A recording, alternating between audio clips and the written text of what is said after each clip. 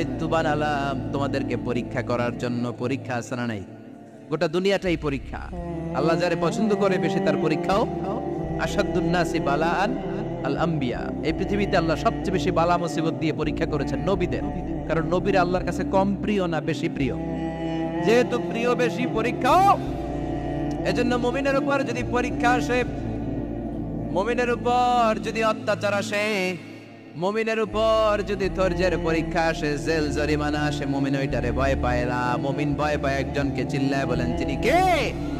কারণ আল্লাহর ঘোষণা ওয়ালা তাহিনু ওয়ালা তাহজানু। ঘোষণাটা কার? ভয় নাই, তোদের চিন্তা নাই।